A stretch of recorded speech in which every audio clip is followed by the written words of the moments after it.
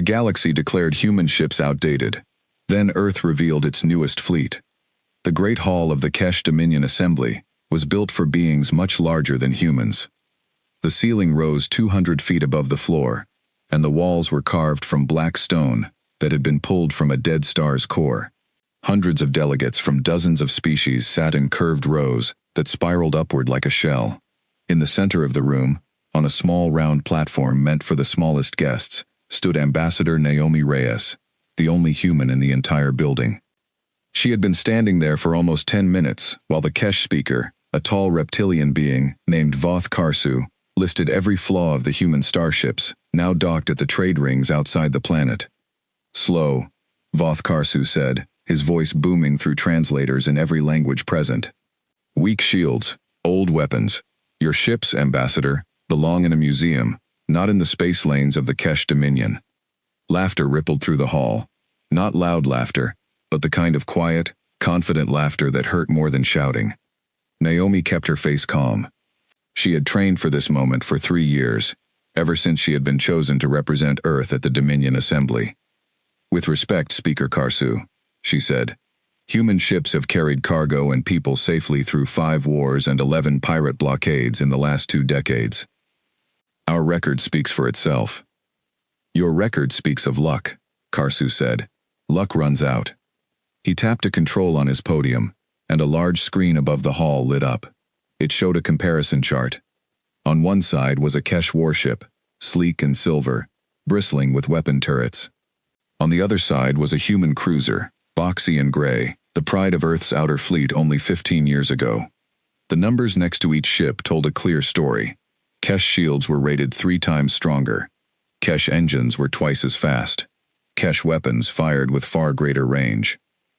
This is old data, Naomi said. Though she knew the numbers were, in fact, accurate. Earth had not built a new class of warship in over a decade. Budgets had gone to colony expansion, to terraforming projects, to rebuilding cities after the second drought wars back on Earth itself. The fleet had been left to age. Old data does not lie, Ambassador, Karsu said. The Dominion proposes a new rule. Human ships will no longer be permitted to enter contested trade lanes without an armed Dominion escort. This is for your own protection, of course. More laughter. Naomi felt her jaw tighten, but she kept her voice level. That is not protection, she said. That is control. Call it what you like, Karsu said. The vote will be held in 3 days. I expect the outcome will not surprise you. Naomi stepped down from the platform amid a wave of murmurs from the crowd. She walked out through the tall doors of the assembly hall, her boots echoing on the polished floor, and did not stop walking until she reached the human embassy shuttle waiting at the private dock. Inside the shuttle, her aide, a young man named Devon Cole, was waiting with a tablet full of messages. How bad was it? He asked. They want to put a leash on us, Naomi said, sitting down hard in her chair. An armed escort requirement. If it passes, every human ship that wants to trade in Dominion space will need a Kesh warship riding beside it. We'd be paying them for the privilege of being watched. Devon winced. Command is not going to like that. Command is going to have 3 days to figure out what to do about it, Naomi said.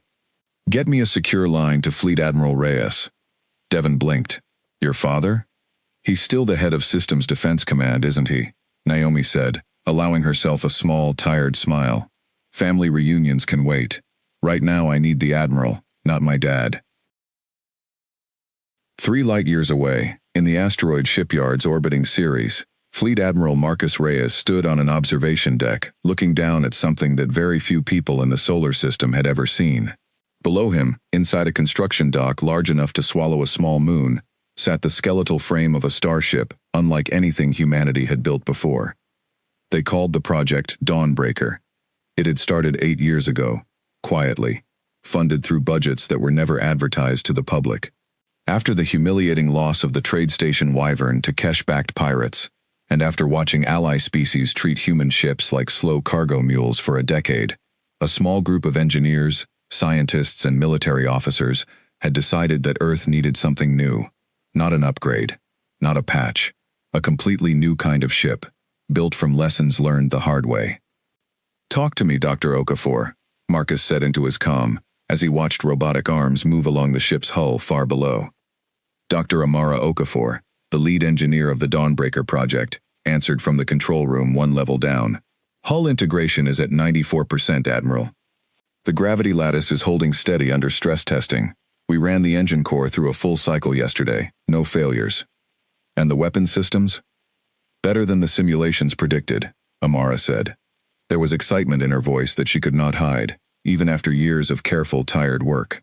The particle lances are outperforming Kesh turret arrays by a wide margin, and our shielding is drawing from a completely different principle than anything the Dominion uses. They won't know how to counter it because they won't understand how it works. Marcus allowed himself a rare smile. He had spent 30 years in Fleet Command watching human ships get pushed around by species who thought less of humanity, simply because Earth's engineers had, for a long time, focused on comfort and expansion instead of raw power. That mistake was about to be corrected. How many ships are ready? He asked. 3, Amara said. The Dawnbreaker herself, and 2 escort-class vessels, the Meridian and the Solace. 4 more are under construction, but won't be flight-ready for another 6 months. 3 will have to be enough, Marcus said quietly. Enough for what, Admiral? Before he could answer, his comm chimed with an incoming priority call. He recognized the signal code immediately. It was Naomi. Put her through, he said. His daughter's voice came through, tight and controlled the way it always was when she was trying not to sound worried. Dad, we have a problem. He listened as she explained the vote the Kesh Dominion planned to hold in 3 days, the proposed escort requirement, the public mockery of Earth's fleet in front of dozens of alien delegations. His hands tightened slightly on the railing as she spoke, but his voice stayed calm. 3 days, he repeated when she finished. 3 days, Naomi said. Dad, if this vote passes, it won't just be embarrassing. It will set a precedent. Other species will follow the Dominion's lead. We could lose independent access to half the trade lanes in known space. Marcus looked down through the observation window at the ship taking shape below him.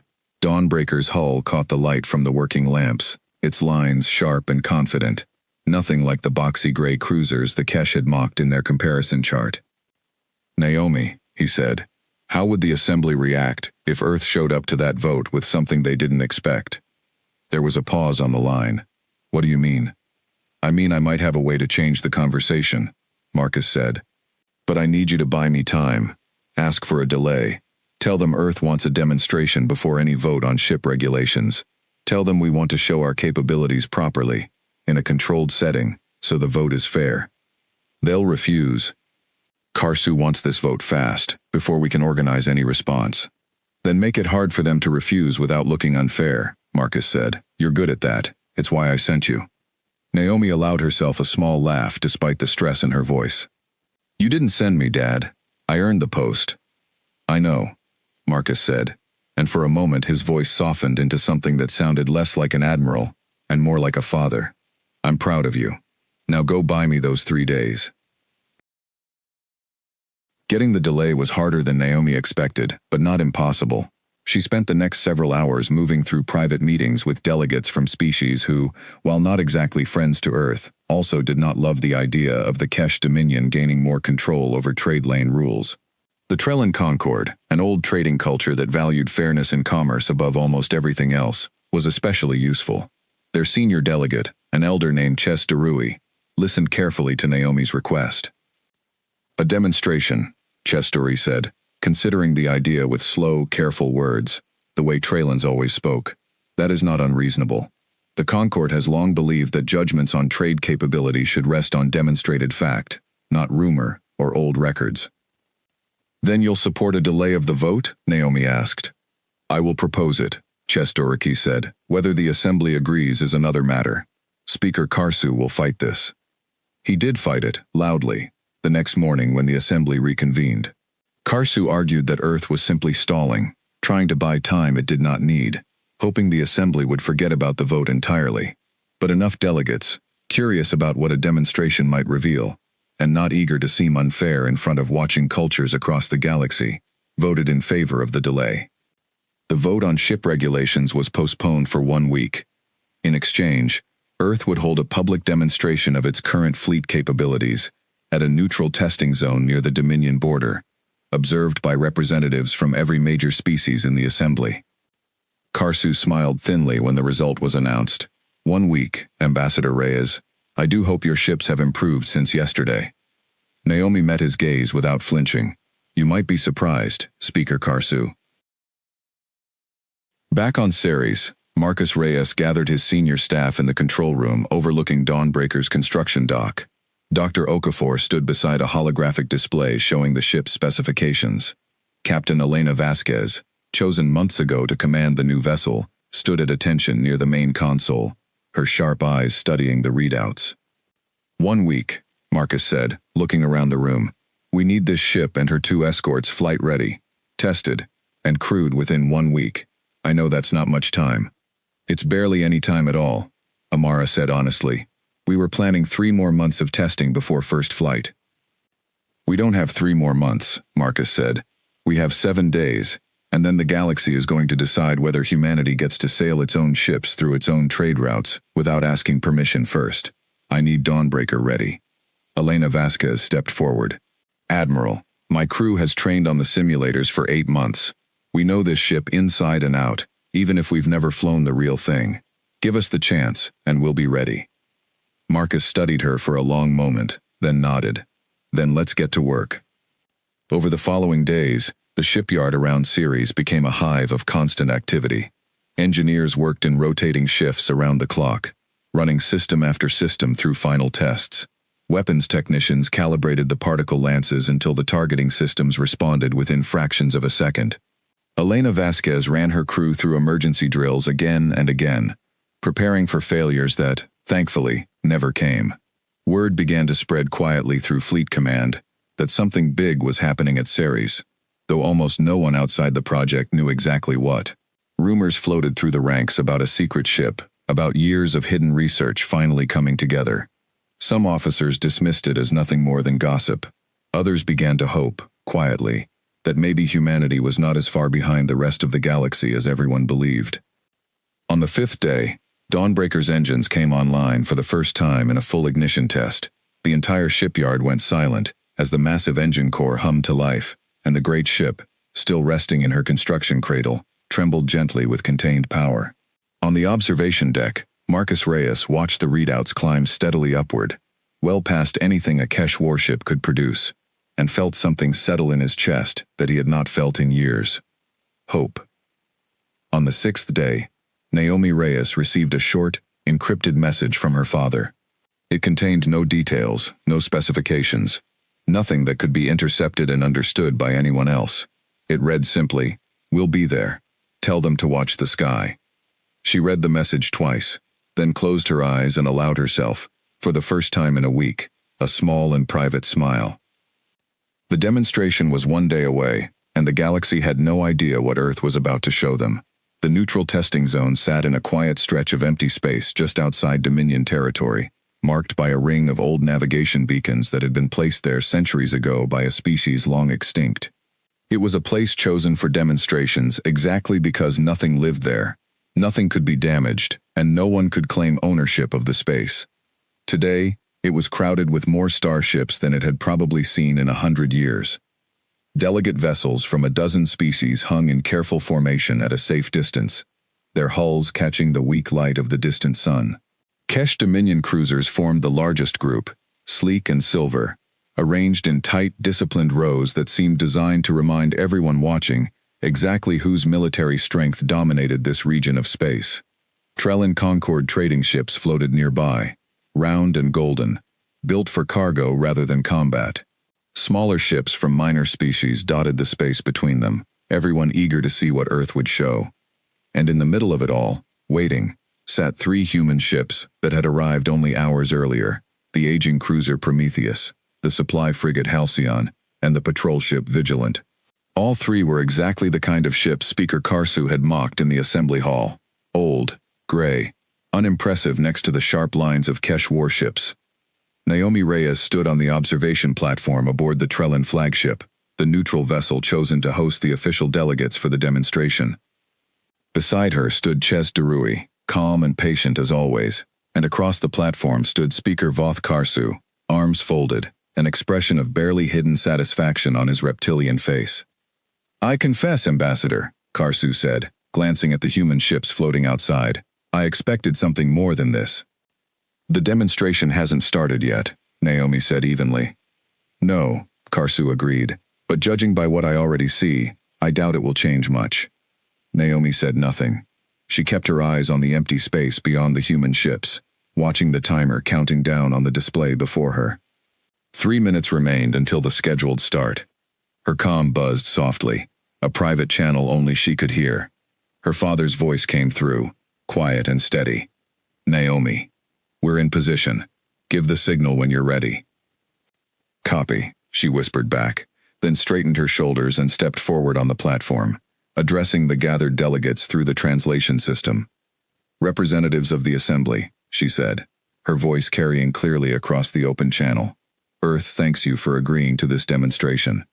What you are about to witness represents current human shipbuilding capability." Karsu let out a small, amused breath. "Current capability," he repeated softly, just loud enough for those near him to hear. Naomi ignored him. "Begin the demonstration," she said. Out in the open space, the 3 old human ships, Prometheus, Halcyon, and Vigilant, began a series of standard maneuvers. They ran through basic combat drills, firing practice shots at target drones, testing their shields against low-power energy blasts from a neutral testing array. It was competent. It was professional. It was, exactly as Karsu had predicted, nothing special. The numbers scrolling across the display screens confirmed everything the Dominion had already claimed. Slower engines, weaker shields, shorter weapon range. Murmurs passed through the watching delegates. A few of the smaller species exchanged glances, some sympathetic, some already looking away, losing interest. Karsu turned to Naomi with an expression that was almost gentle in its cruelty. "Ambassador, I understand pride is difficult to set aside. But surely you see now what the entire assembly already knows." "The demonstration isn't finished," Naomi said quietly, watching the timer on her private display count down toward a specific mark she had memorized. "What else is there to show?" Karsu asked. 3 ships flying in circles, missing half their targets. The sky changed. It happened without warning, without the telltale flare of engines igniting from a distance, without any of the usual signs a starship gave before arriving. One moment, the space beyond the 3 human ships was empty. The next, 3 new vessels simply were there, as if they had always been present and only now chose to be seen. The largest of them, easily twice the size of the biggest Kesh cruiser in the formation, hung in space with a quiet, terrible grace. Its hull was a deep matte black that seemed to drink in the light around it rather than reflect it, broken only by thin lines of soft blue that pulsed gently along its surface like a heartbeat. 2 smaller ships flanked it on either side, sleek and sharp, their design unlike anything the Dominion or any other species in the Assembly had ever built. Silence fell across the entire testing zone. "That is Dawnbreaker," came a new voice over the open channel, calm and controlled. Marcus Reyes had joined the transmission directly from the ship's bridge. Escort vessels Meridian and Solace, requesting permission to join the demonstration. Karsu stared at the display, his mouth slightly open, his earlier confidence draining visibly from his posture. "That is impossible." Sensors did not detect an approach. "They didn't approach in the traditional sense," Naomi said, allowing herself, finally, a small satisfied smile. "Dawnbreaker uses a folded space arrival system. She doesn't fly into position. She simply exists there, the moment she chooses to." "That technology does not exist," Karsu said, though his voice had lost its earlier certainty. "It does now," Naomi said. "Permission granted, Admiral. Please continue the demonstration." What followed left every delegate in the testing zone speechless. Dawnbreaker moved first, and moved in a way that defied everything the watching species understood about starship engines. There was no visible ignition, no gradual acceleration. The great black ship simply shifted position, crossing what should have been minutes of travel distance in the space of a single breath, arriving beside a distant target drone, before most of the observers had even registered it had moved at all. The target drone, a heavily armored testing unit designed to withstand the strongest weapons the Kesh Dominion possessed, did not survive Dawnbreaker's first shot. A thin beam of blue-white light, so precise it looked almost gentle, lanced out from the ship's forward array, and simply erased the drone from existence. No explosion. No debris cloud. The drone was there, and then it was gone, its material converted so completely that not even dust remained. "Particle Lance," came Amara Okafor's voice over the technical channel, addressing the assembled Dominion engineers who had, moments ago, been confidently explaining why human weapons technology could never match Kesh turret arrays. Rated at output levels roughly 4 times greater than standard Dominion heavy cannons, with recharge times measured in seconds rather than minutes. The 2 escort ships, Meridian and Solace, ran through their own maneuvers next, weaving between simulated obstacle fields at speeds that made even the more experienced Kesh pilots watching from their own bridges lean forward in stunned silence. Their shields, when tested against the same energy blasts that had rattled the old human cruisers earlier, absorbed the impact without so much as a visible flicker. "Shield technology operates on a layered principle," Amara continued, her voice carrying a note of quiet professional pride, now that years of secret work were finally being revealed. "Rather than a single barrier, our shields use overlapping fields that redirect incoming energy, rather than simply absorbing it. This means the shields do not weaken with repeated strikes, the way traditional shields do." By the time the demonstration ended, 20 minutes after it began, the mood among the watching delegates had shifted entirely. The earlier murmurs of doubt and dismissal had transformed into something closer to stunned disbelief. Even species that had no particular love for humanity found themselves watching the black ship with wide, careful eyes. Chester Rui, the elder Trellan delegate, turned slowly to look at Naomi. "Ambassador Reyes," he said carefully, "I believe the Concord owes Earth an apology for underestimating your capabilities." "No apology necessary," Naomi said, though she could not entirely hide the satisfaction in her voice. "Just fair treatment in the trade lanes going forward." Karsu, for his part, said nothing for a long moment. He stared out at the black ship hanging silently in space, its blue lines still pulsing with that same steady rhythm, and something in his posture had changed entirely. The confident authority he had carried into every meeting with Earth's representatives was gone, replaced by something far more careful. "This changes nothing about the Dominion's concerns regarding trade lane safety," he said finally, though his voice lacked its earlier conviction. "It changes everything, Speaker Karsu," Naomi said. "Your proposed regulation was built entirely on the assumption that human ships could not defend themselves, or the trade lanes they travel through. You have just watched proof that assumption is false." "One ship does not represent a fleet," Karsu said, grasping for something to hold on to. "3 ships," Naomi corrected gently. "And more are coming, Speaker Karsu. Earth has spent the last decade rebuilding, quietly, while the rest of the galaxy assumed we had simply fallen behind. We did not fall behind, we were preparing." The Assembly's private channels erupted into a storm of urgent conversation, as delegates from every species began reaching out to their home governments, sending reports, requesting further information, trying to understand exactly what they had just witnessed. Within the hour, sensor recordings of the demonstration had already begun spreading through Dominion space, then beyond it, into territories controlled by species who had never had reason to think much about Earth at all. Aboard Dawnbreaker, Marcus Reyes watched the reactions scrolling across his display with a quiet, careful satisfaction. He had spent years preparing for this exact moment, and now that it had finally arrived, he felt none of the triumphant excitement he might have expected. Instead, he felt only the weight of what came next. "Admiral," Elena Vasquez said from the command chair beside him, "sensors are picking up increased communication traffic across the entire testing zone. Every species present is talking about us."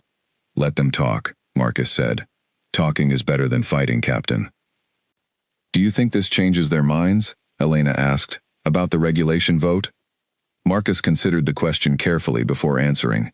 "It changes what they think is possible," he said. "Whether it changes what they're willing to accept, that's a different question entirely. Some species will respect strength. Others will fear it, and some, Captain, will see it as a challenge they need to answer." As if summoned by his words, a new message arrived on the priority channel, flagged with the seal of the Kesh Dominion Military Command, separate from the civilian assembly delegation that had organized the demonstration. Marcus opened it and read the contents twice before speaking. "Captain," he said slowly, It seems the Dominion military would like to schedule a private meeting. They're requesting full technical specifications on Dawnbreaker's capabilities, citing mutual security interests. Elena's eyebrows rose. That's a lot of confidence for people who just watched us erase a drone with a single shot.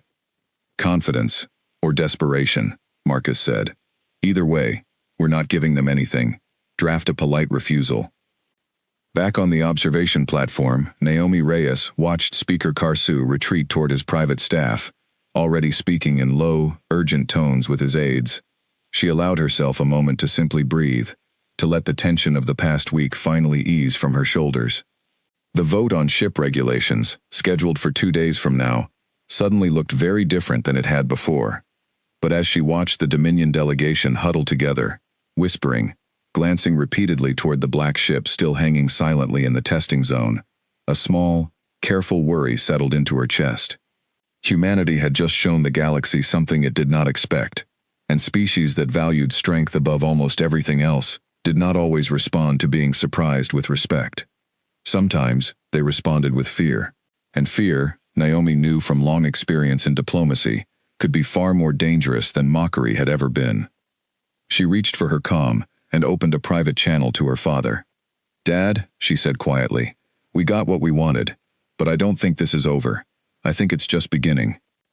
On the bridge of Dawnbreaker, Marcus Reyes looked out at the crowded testing zone, at the dozens of alien ships now watching humanity's newest fleet, with expressions ranging from awe to calculation. "I know," he said softly. "Get some rest, Naomi. Tomorrow, the real work starts." 2 days after the demonstration, the vote on ship regulations never happened. Speaker Karsu quietly withdrew the proposal from the assembly agenda, citing a need for further study, which everyone in the Great Hall understood to mean the Dominion had lost its confidence to push the matter forward. Naomi Reyes accepted the withdrawal with careful, polite words, though privately she knew this was only the beginning of a longer struggle. News of Earth's new fleet spread faster than anyone in Fleet Command had expected. Within a week, every major species connected to the trade networks had seen recordings of Dawnbreaker erasing that testing drone with a single shot. Opinions divided sharply. Some species, like the Trellin Concord, responded with cautious respect, sending formal messages of congratulations and quiet inquiries about future trade cooperation. Others responded very differently. The Kesh Dominion military, still smarting from the public humiliation of their civilian assembly delegation, began moving ships closer to the border regions near human territory. Officially, Dominion Command described these movements as routine training exercises. Unofficially, every analyst in fleet intelligence back on Earth recognized the pattern for what it was, a show of force, meant to remind humanity that having 3 new ships did not mean the galaxy's balance of power had shifted entirely. "They're testing us," said General Priya Nandan, head of fleet intelligence, during an emergency briefing held in the underground command center beneath Geneva. Around the table sat Fleet Admiral Marcus Reyes, several senior officers, and a small screen showing Naomi Reyes joining remotely from the assembly station. 3 Dominion battle groups have moved within 2 jumps of the Meridian colony in the last 4 days. That's not training, that's positioning. Meridian colony has a population of almost 2 million people, Marcus said grimly, studying the star charts projected above the table. If the Dominion wanted to send a message, that's an effective place to send it. "Do we believe they would actually attack a civilian colony?" asked Colonel James Whitfield, commander of the Outer Fleet's remaining older ships. "I don't think they want war," Naomi said from the screen, her voice carrying clearly despite the distance. "War with a species that just demonstrated weapons and shields far beyond anything the Dominion possesses would be a terrible risk for them. But I do think they want to provoke us. If we send Dawnbreaker to defend Meridian Colony and something goes wrong, even a small incident, they can use it to paint humanity as the aggressor. If we don't send anything, they can push closer, testing how far they can go before we respond." Marcus rubbed his jaw, considering the problem carefully. "So either we look weak or we look dangerous. Neither is a good position to be in." "There's a third option," Amara Okafor said, speaking up from her seat near the end of the table. She had been included in the briefing given her intimate knowledge of the fleet's true capabilities. "We don't send Dawnbreaker. We send the Meridian and Solace, the escort ships, along with a portion of our older fleet, positioned as a standard defensive patrol. It shows strength without looking like an aggressive escalation, and it keeps Dawnbreaker herself in reserve, in case things go worse than expected. Marcus considered this for a long moment, then nodded slowly. That's smart. Colonel Whitfield, I want the Prometheus and 2 other cruisers from the outer fleet, moving toward Meridian Colony within the hour, alongside Meridian and Solace. Captain Vasquez will lead the deployment. Understood, Admiral, Whitfield said. And Dawnbreaker? Naomi asked from the screen. Stays here, at Ceres, ready to move if we need her, Marcus said. We show strength, Naomi, but we don't show our full hand. Not yet. 3 days later, Captain Elena Vasquez stood on the bridge of the escort ship Meridian, as it settled into a defensive position above the colony's main orbital station. Beside her, the older cruiser Prometheus and 2 additional outer fleet vessels held formation, their weapon systems active, but not aimed at anything in particular. It was, on the surface, exactly the kind of routine defensive patrol Fleet Command claimed it to be. But everyone aboard knew the truth. 3 Dominion battle groups sat less than 2 jumps away, and tensions across the entire sector had grown tight enough that even the colony's civilian population had begun quietly stockpiling supplies, just in case. Sensors are picking up increased Dominion activity near the border marker, reported Lieutenant Sarah Chen from the sensor station. Looks like another battle group moving into position. That makes 4 total within striking range of Meridian Colony. Elena studied the tactical display carefully. 4 Dominion battle groups represented a serious amount of firepower, far more than the small human patrol currently defending the colony could hope to match in a straight fight, even with Meridian and Solace's advanced technology factored in. Any communication from Dominion Command? Elena asked. Nothing official, Chen said, but we're picking up encrypted chatter between their ships. Can't crack the encryption, but the pattern suggests coordination, not just routine movement. Elena felt a knot of tension form in her stomach. She opened a channel to Fleet Command back on Ceres. Admiral Reyes, this is Vasquez. Dominion presence near Meridian Colony has grown to 4 battle groups. I need guidance. Marcus's voice came through a moment later, calm despite the concerning news. Understood, Captain. Hold position. Do not fire unless fired upon. I'm dispatching additional support. Dawnbreaker? Elena asked, a note of hope in her voice. Not yet, Marcus said. I'm sending the remaining escort ships from Ceres, along with reinforcements from the home fleet. I want to avoid escalating this into something neither side can walk back from. Elena understood the caution, even if part of her wished for the reassurance of Dawnbreaker's presence. She closed the channel and turned back to her crew. You heard the Admiral. We hold position, and we wait. The waiting proved harder than anyone expected. Over the following 6 hours, sensor reports tracked the 4 Dominion battle groups, drawing gradually closer, never quite crossing into what would be considered hostile territory, but never retreating either. Tension aboard every human ship in the patrol climbed steadily higher. Then, without warning, everything changed. Captain, I'm reading weapons fire, Lieutenant Chen called out, her voice sharp with alarm. Point of origin is the Dominion battle group closest to the border marker. Target appears to be, it's not us. It's a civilian transport ship, registration unknown, moving through the border region. Elena's stomach dropped. On screen, the main display shifted to show a small, unarmed civilian vessel, clearly caught in the crossfire zone between the Dominion battle groups and the border region near Meridian Colony. Weapons fire streaked past it, close enough to rattle its shields, though whether the shots were intentional or simply careless warning fire, no one could yet tell. That ship isn't going to survive another hit like that, Chen said urgently. Shields are already at 60% and dropping. Elena made her decision in an instant. Helm, get us moving. We're not letting a civilian ship get destroyed on our watch. Treaty lines or not. Captain, that will put us directly in the path of the Dominion battle group, her tactical officer warned. I'm aware, Elena said. Do it anyway.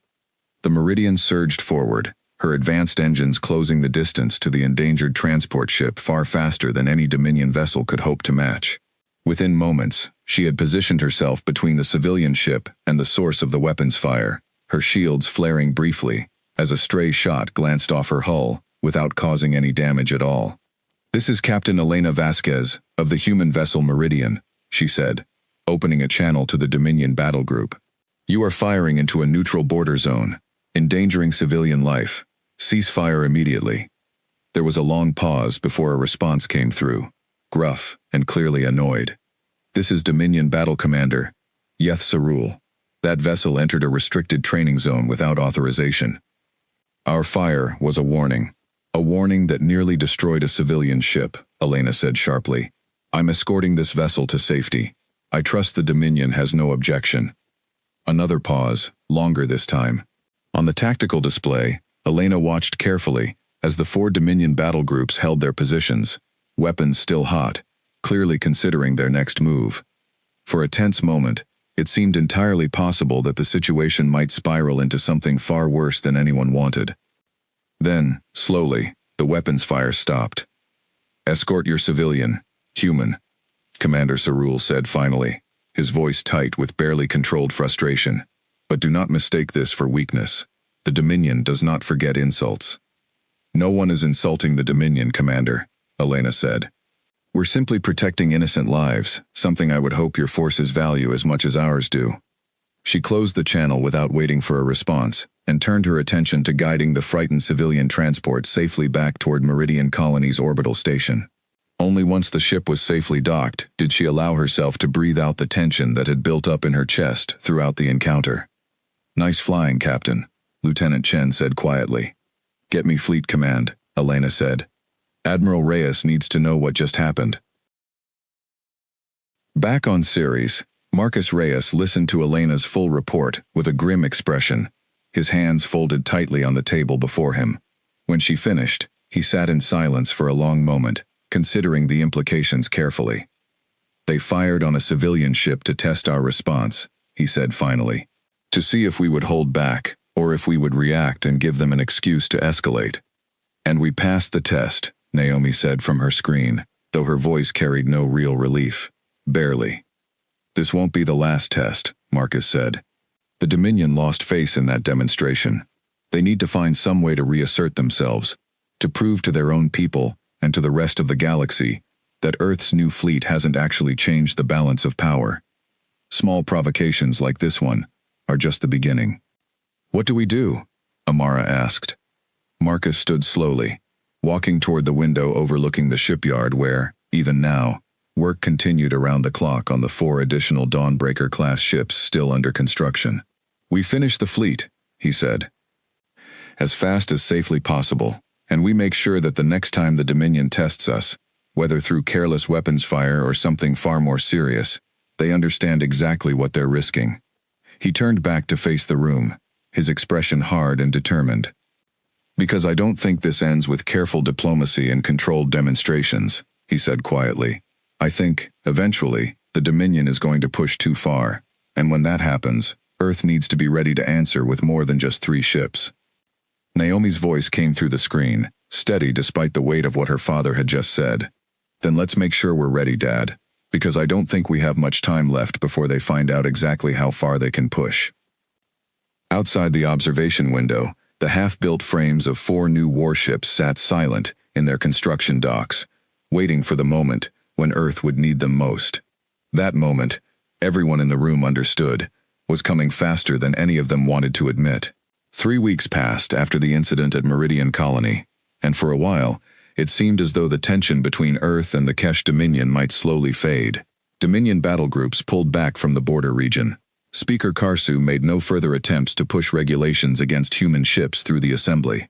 Trade continued, cautiously, and Naomi Reyes allowed herself to hope that perhaps the worst had already passed. She was wrong. The message arrived in the middle of the night, Ceres time, flagged with the highest priority code Fleet Command possessed. Marcus Reyes was pulled from sleep by the urgent chime of his comm, and answered it within seconds, his voice already sharp and alert. Reyes. Admiral, this is Fleet Intelligence, came the tense voice of General Priyanandan. We have a serious situation developing at the Kestrel outpost. Dominion forces, a full battle fleet, 7 capital ships and support vessels, entered the system 20 minutes ago. They're moving directly toward the outpost. Marcus was on his feet immediately, pulling on his uniform jacket as he spoke. Kestrel outpost is a research station. It has minimal defenses. I know, Admiral. Current outpost personnel number 312, including 47 children belonging to research staff families. We have one patrol ship in the system, the Vigilant, and she's already outgunned by a massive margin. Marcus felt a cold weight settle into his stomach. Get me a line to the outpost commander. And wake up Captain Vasquez. I want Dawnbreaker ready to move within the hour. Understood, Admiral. There's something else you should know, Priya said, her voice grim. We intercepted a message from the Dominion Fleet Commander before they entered the system. It was addressed directly to Earth Fleet Command, timed to arrive as they crossed the border. Play it, Marcus said. A moment later, a deep, cold voice filled the room, speaking in careful, precise translated words. This is Fleet Commander Zeth Voran of the Kesh Dominion. Your new ships proved a point in a controlled demonstration. Let us see how they perform under real conditions. Kestrel Outpost sits within a region the Dominion claims as rightfully ours. We are simply reclaiming what belongs to us. If your ships wish to test themselves against real Dominion strength, they are welcome to try. The message ended, and silence hung heavy in the room. They're using a border dispute as an excuse, Marcus said quietly.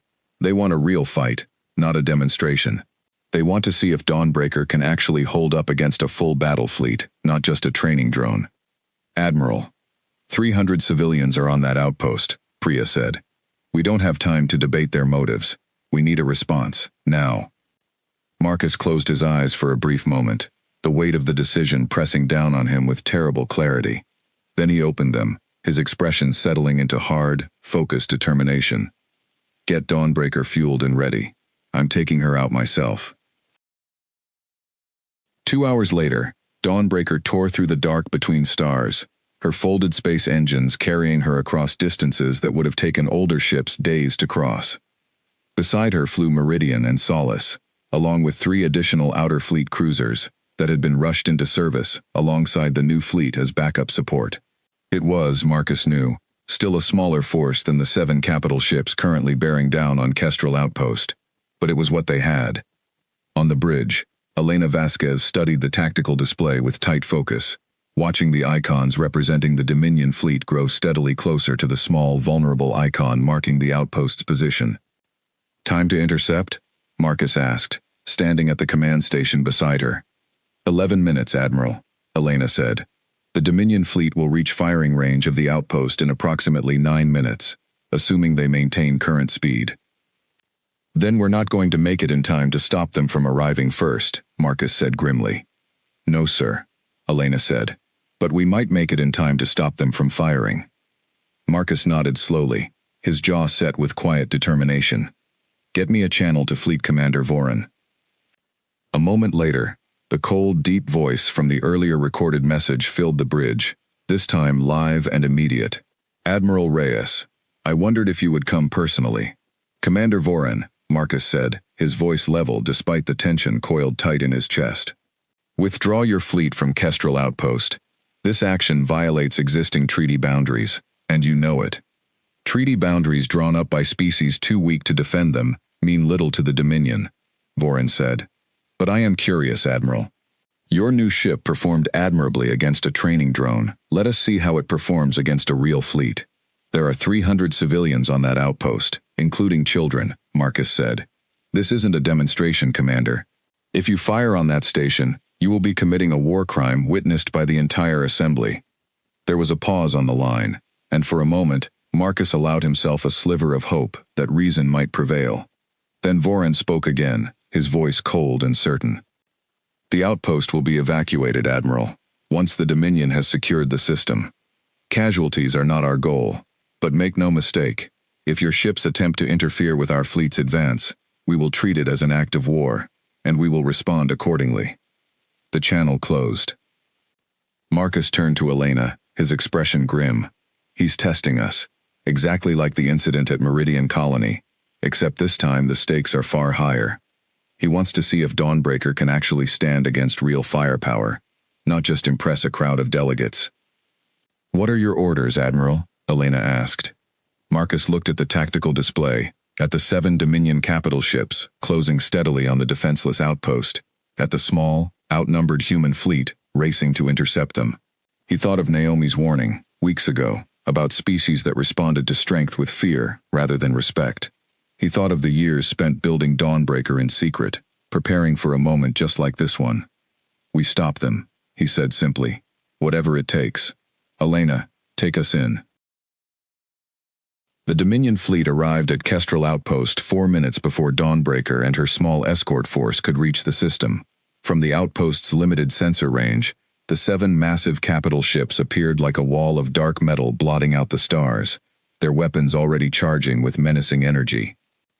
Inside the outpost's command center, Station Director Wen Li watched the approaching fleet with growing dread, her hands gripping the edge of her console tightly as she coordinated the evacuation of civilian personnel into the station's reinforced shelter bunkers. "All non-essential personnel, report to shelter stations immediately," she said, over the station's intercom, forcing her voice to remain steady, despite the fear coiling in her chest. "This is not a drill."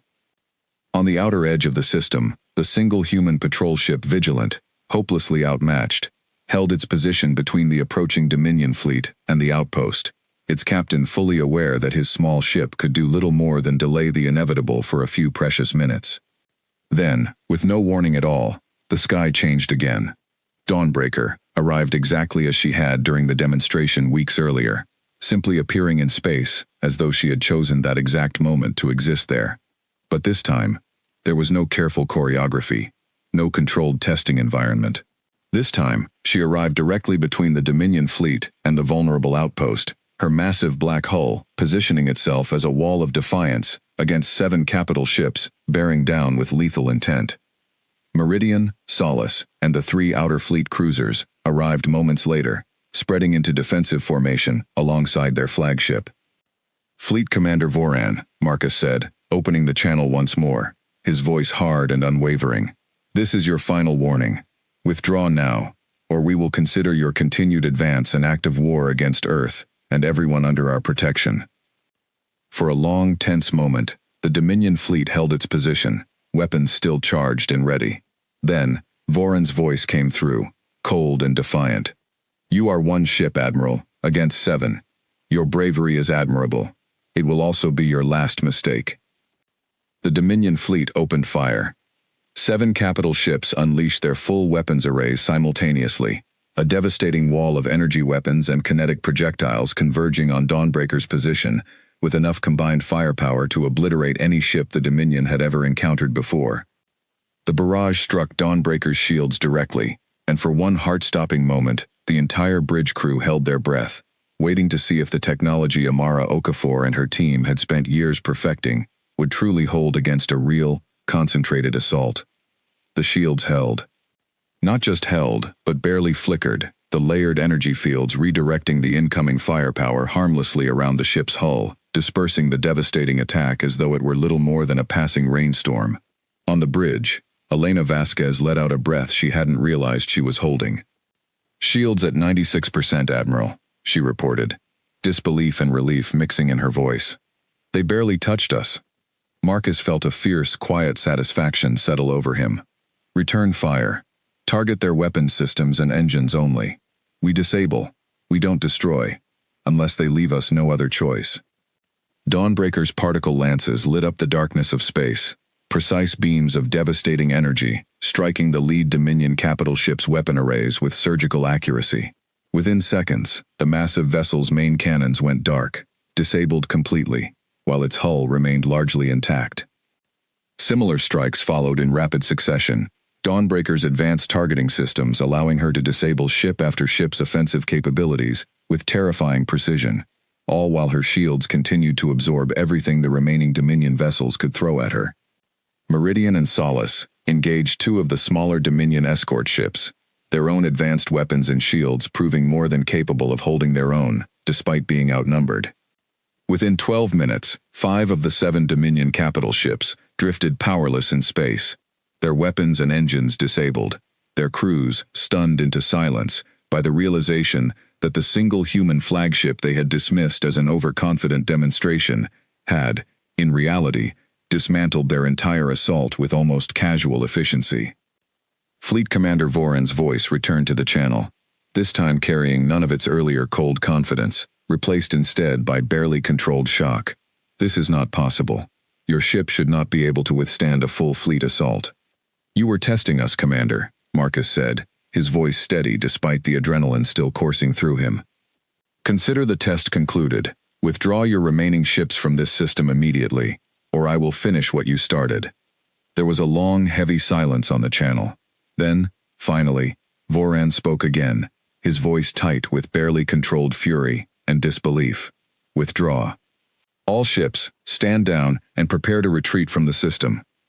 As the two remaining functional Dominion capital ships began the slow process of gathering their disabled companions and retreating from Kestrel Outpost, Marcus allowed himself, finally, a long, exhausted breath. On the outpost below, Station Director Wen Li watched the retreating Dominion fleet with tears of relief streaming down her face, knowing that her people, all 312 of them, including 47 frightened children, had survived a moment that could have ended in devastating tragedy. Admiral, Elena said quietly, turning to face Marcus with an expression of profound respect. We just defeated 7 Dominion capital ships, with 1 flagship and a handful of escorts. Marcus nodded slowly, watching the retreating enemy fleet on the display before him. The galaxy just learned something important today, Captain. Humanity isn't outdated. We were just getting ready. Word of the battle at Kestrel Outpost spread across known space faster than any recording of a controlled demonstration ever could. This time, there was no doubting the reality of what had happened. 7 Dominion capital ships, among the most powerful in known space, had been decisively defeated, 5 of them disabled without a single unnecessary casualty, by a fleet a fraction of their size. The galaxy was about to see humanity in an entirely new light. The assembly hall had never been so full. Delegates from every species connected to the Great Trade Network crowded the curved rows of seats, filling spaces that had sat empty for years. Word of the battle at Kestrel Outpost had reached every corner of known space within days, and now, 2 weeks later, the entire assembly had gathered for an emergency session, eager to hear directly from the species that had, seemingly overnight, changed the balance of power across the galaxy. Naomi Reyes stood once more on the small round platform at the center of the hall, but everything about the moment felt different from her first appearance there. The quiet, confident laughter that had once greeted her was gone entirely, replaced by careful, attentive silence. Speaker Voth Karsu stood at his podium, his posture noticeably less commanding than it had been weeks earlier. Beside him, notably, sat a new representative from the Dominion Military Command, sent specifically to address the assembly following the events at Kestrel Outpost. Ambassador Reyes, Karsu said, his voice carrying none of its earlier mockery. The assembly has called this session to discuss recent events, and to consider Earth's proper standing among the recognized powers of known space. I appreciate the assembly's attention, Naomi said carefully. Though I would remind the delegates that Earth did not seek conflict. We responded to an unprovoked attack on a civilian research outpost, an attack ordered by the Kesh Dominion military, in direct violation of existing treaty boundaries. A murmur passed through the crowd, and several delegates turned pointed looks toward the Dominion section of the hall. The new military representative, a stern officer named Sarnak Thesu, rose to address the assembly directly. The Dominion acknowledges that Fleet Commander Voran acted outside the bounds of authorized military doctrine, Sarnak said stiffly, the words clearly costing him considerable pride to speak aloud. Commander Voran has been relieved of his post. The Dominion offers formal apology to Earth, and to the civilian personnel endangered at Kestrel Outpost. Naomi allowed herself a small, measured nod. The apology is accepted, on behalf of Earth and its people. Chester Rui, the Trellin elder, rose from his seat, his voice carrying the calm authority of decades spent navigating galactic diplomacy. If I may address the assembly directly, what we have witnessed these past weeks represents more than a single conflict between two powers. It represents a fundamental shift in what we believed we understood about the galaxy's balance of strength. Earth was, for many years, considered a minor power, tolerated within our trade networks, but never truly respected as an equal. That assumption has proven not only outdated, but dangerously incorrect. Murmurs of agreement rippled through the hall. Karsu, standing at his podium, looked distinctly uncomfortable, though he said nothing to challenge the elder's words. I propose, Chester Rui continued, that the Assembly formally recognize Earth as a full member power, with equal standing in all trade negotiations, treaty discussions, and defense agreements going forward. No more probationary status, no more discussions about restricting human ships to escorted travel. Earth has earned its place among us, not through demands, but through demonstrated strength and, more importantly, through demonstrated restraint. Admiral Reyes could have destroyed the entire Dominion fleet at Kestrel Outpost. Instead, he chose to disable, to spare lives wherever possible. That restraint speaks as loudly as the strength that made it possible. The proposal moved to a vote almost immediately, and this time, there was no lengthy debate, no careful maneuvering by skeptical delegates. Species after species voted in favor, some out of genuine respect for what Earth had shown, others out of simple practical recognition that a power capable of what Dawnbreaker had demonstrated deserved careful, respectful treatment, rather than continued dismissal. The measure passed by an overwhelming majority. Naomi stood on the platform as the results were announced, feeling something settle in her chest that she had waited years to feel. Full recognition, equal standing. Everything Earth's diplomats had worked toward for decades, achieved not through years of careful negotiation, but through the courage of a small fleet and the vision of engineers who had refused to accept that humanity's best days in space were already behind it. Back at Ceres, Marcus Reyes stood once more on the observation deck overlooking the shipyard, watching as the 4 additional Dawnbreaker-class ships neared completion in their construction docks. Beside him stood Dr. Amara Okafor, her expression carrying the quiet satisfaction of someone who had spent years working toward a goal that had finally, truly, been realized. "They're calling it the Reyes Doctrine now," Amara said, glancing at a newsfeed on her tablet. "Strength paired with restraint. Apparently several other species are already requesting technical exchange agreements, hoping to learn from what we've built." "We'll consider each request carefully," Marcus said. "Some of this technology, we're not ready to share. Not yet." "Understandable," Amara said, "though I imagine Speaker Karsu isn't thrilled about how thoroughly he underestimated us." Marcus allowed himself a small, tired smile. "Being underestimated worked in our favor this time. I doubt we'll have that advantage again." "No," Amara agreed, "but we won't need it. Not with what we've built, and not with what's still coming." She gestured toward the 4 new ships taking shape below them, their black hulls catching the working lights of the shipyard, each one a sister vessel to the ship that had, in the span of a few short weeks, changed how the entire galaxy viewed humanity. Marcus's comm chimed softly, and he answered it to find his daughter's face on the display, tired but smiling, calling from the assembly station light years away. "Dad," Naomi said, "we did it. Full recognition. Equal standing. No more probationary status. No more escorted travel requirements. It's over." Marcus studied his daughter's face carefully, noting the exhaustion beneath her smile, the weight of weeks spent navigating careful diplomacy, while he had navigated something far more dangerous, out among the stars.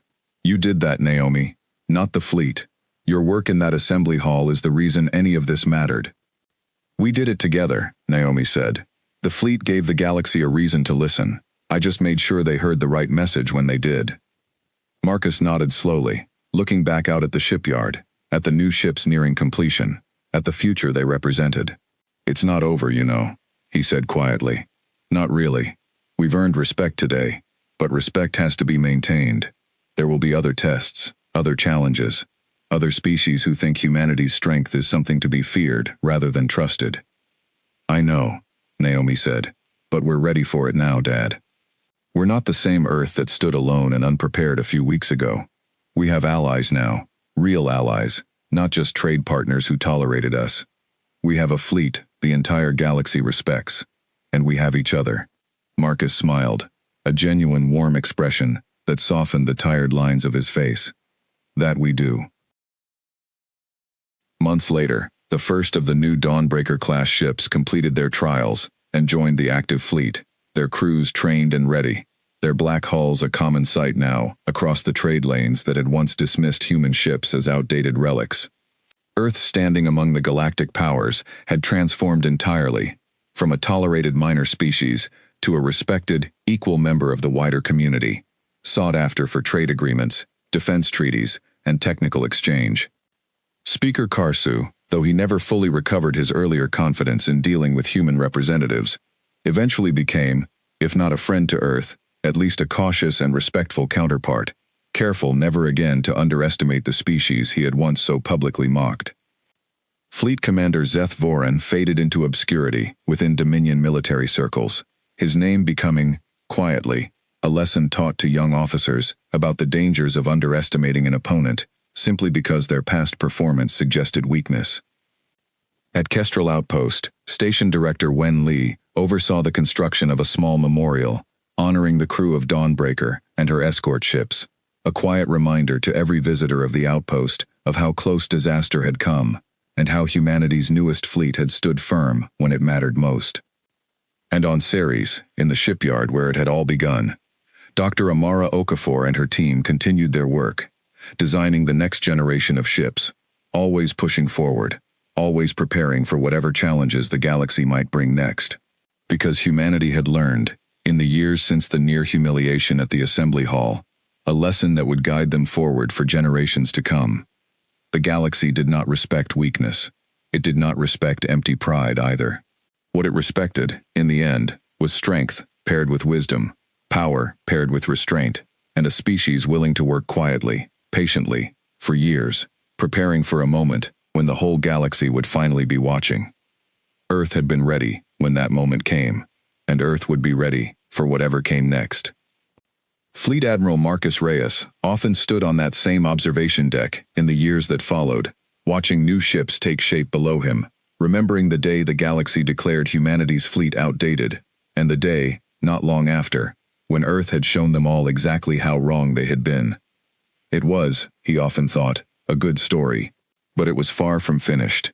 Humanity's journey among the stars had only just begun, and whatever challenges awaited them next, Earth would meet them the same way it had met every challenge before, with quiet strength, careful preparation, and the unshakable belief that being underestimated was simply an opportunity waiting to be proven wrong.